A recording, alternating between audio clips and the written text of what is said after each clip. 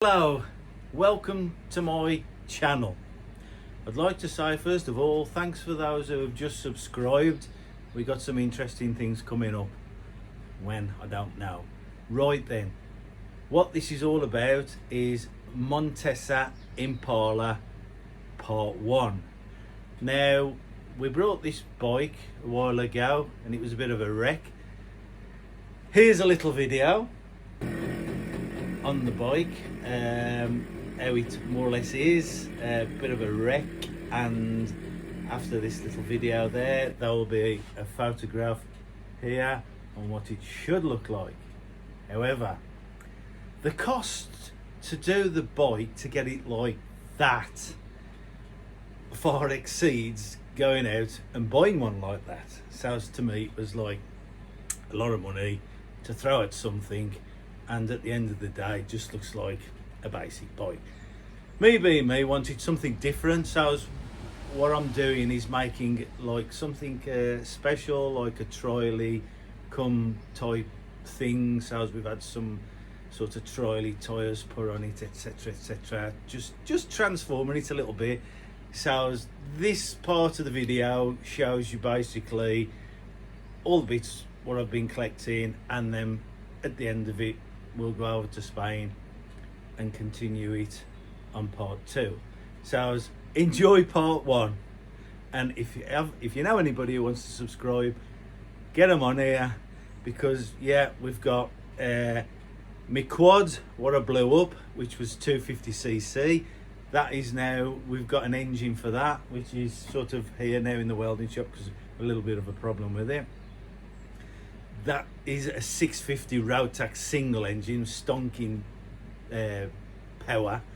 That's going to be shown into the quad. When, I don't know, but it'll be on here somewhere. And then we've also brought another quad, which is here in the UK, which we've got to strip down and get over to there. But that'll be next year. But all I can say, enjoy. Thanks for watching. Hello, once again, welcome to my channel. We've got an interesting project on here. It's I purchased a 1962-63 Montesa Impala. Now, it was a wreck. It was cheap, but to actually put the bike back to concourse condition or decent condition was going to double outweigh the cost of buying one what's already been restored. So as me thinking, then I thought, well, ideal opportunity to make something like an enduro flat tracker trialy, you know, something to get down on the riverbed on in Spain, something quite nice. Now the good thing about the bike, I've had the engine running 3-speed I believe, and it run quite well, to be honest with you. So the engine's quite good. I've brought new sprockets, as we've gone for a larger sprocket as well, because it was it was like pulling away in third first was. So we've got all that. We've put the tyres on everything. We'll get to that later. So the problem being was I'm down to doing the tank. Now the tank came with a filler missing, which on this particular bike was what's called a Montesa filler cap, or Aston Martin type filler cap. Which is this type, which you can flick it, open the top, put it in, drop it down. Not lockable, but that was the type of cap for this particular bike at the time. Now you can't get these caps to like hen's teeth. So as me in my wisdom ordered a 2-inch, which this is a 2-inch, and it's so tiny and it doesn't look right. So that was back in the parts bin.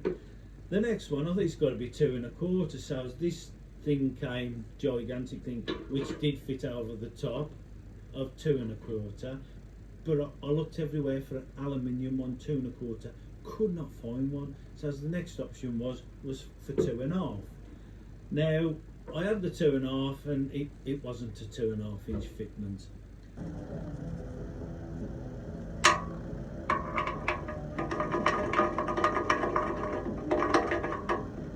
So then I decided to buy the 2 1/2 filler neck. I thought we can drop the filler neck in, weld it, Bob's your uncle. But what I found out was the filler neck didn't drop inside, so I was to avoid removing the whole of the neck in the original tank, probably open up a can of worms.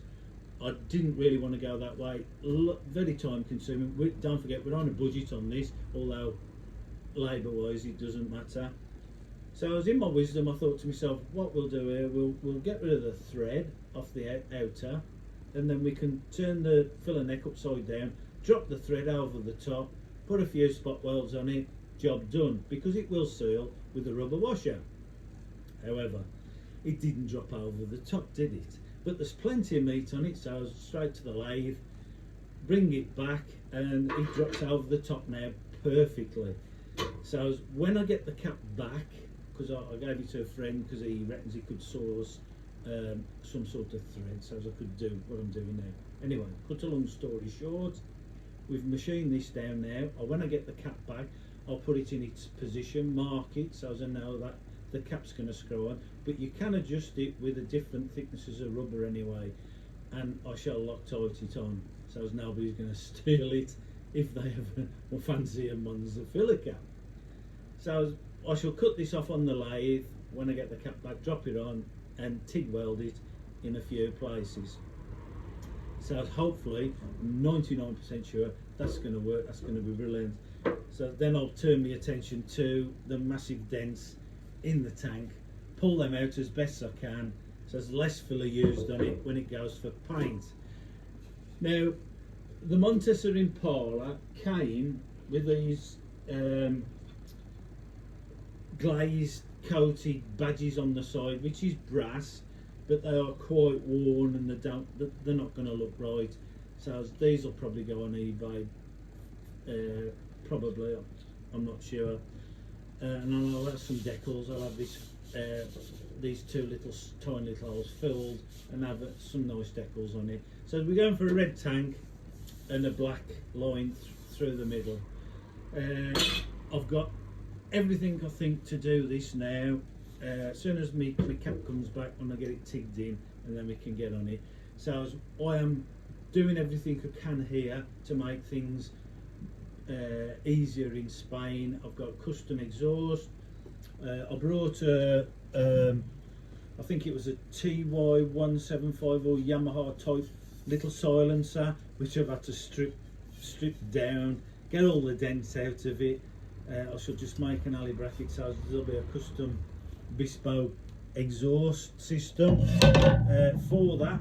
It should be quite interesting, so I'm going to carry on and keep you posted on that. It's quite exciting. Then when the whole thing's finished, hopefully we can get it out and see how it performs. As you can see, we've machined the thread and we've dropped it over the tank neck. So we're just going to flatten this off now to the thread, and then we're just going to TIG it. Just do a couple of tacks on there then, and that will be foiled flat, and then the cap will fit on there perfect. Then we can go on with sorting out a few dents in the tank. Right, so we've done a couple of practice runs autogenously on this pipe just to get the settings more or less right. So as we've come to the tank and we've carefully put some runs in on the tank, you can see we've slightly just nipped the thread on the side, but not to worry, I can clean that up. I'm just going to foil it flat now, and then we're going to try the cap. Hopefully it should be fine.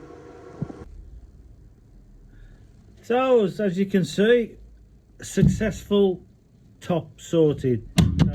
Top flaps out, we got a lovely rubber seal in there, and it's perfectly where we need it. It's nice and tight, but I can put a bit of lock, thread lock around that, but the main thing is it's going to seal round there, and we've got the rubber to seal it round there, and then we can screw it off.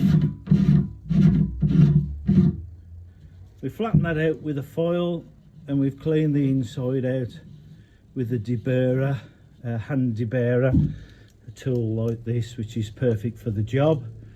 So as now we can get on with the dents in that.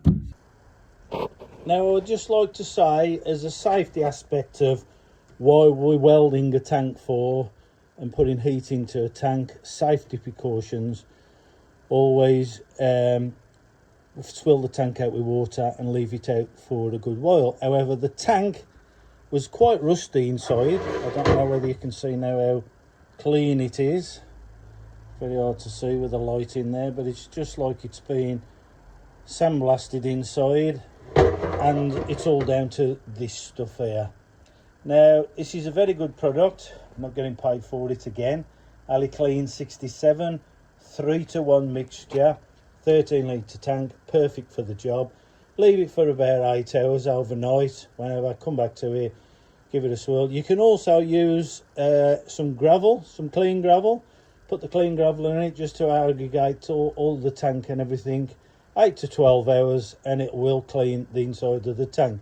Now, also, it will find if there's any rot and just seep through, so as you'll know where you've got to start clean it off for repair. But that is a very good product, well recommended. We're going to use this. This is a puller I used to use for pulling baffles out of our motorcycles, and I made it so as you can take the end off and put anything on what you want. In our case, it'll be some sort of a washer. We can put a nut on to the bolt welded to the tank and just give it a little bit of a tug, which should pull it out. Oh, yeah, I know it's massive and everything, but we won't be exerting much pressure. But it's there, it's functionable, and it should do the job. Well, we've pulled it out as best as we can, and as you can see, we've got a lot of brass in there, and the reason is the tank's over 60-year-old. It's quite brittle and it's ripped a few holes in, so as we filled it in with brass, but we've got the majority of it out, so as it holds a little bit more fuel. I'm happy with that. Let's get some filler in it and let's get it off to the painters.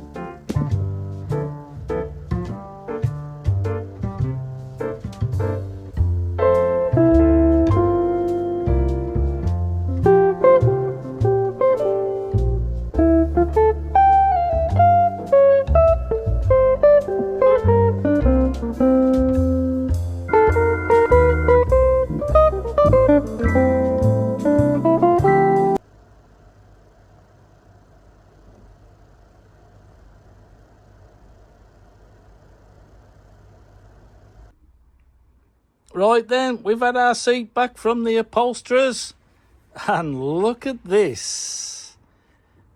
How about that then? I am really pleased with that. Beautiful job. Thank you, Louis. Quayside Upholsterers. I shall put a photo of the link there for everybody to look. Top man. Also fantastic at VW seats and modifying them. Thanks for watching. Now let's get to Spain for part 2.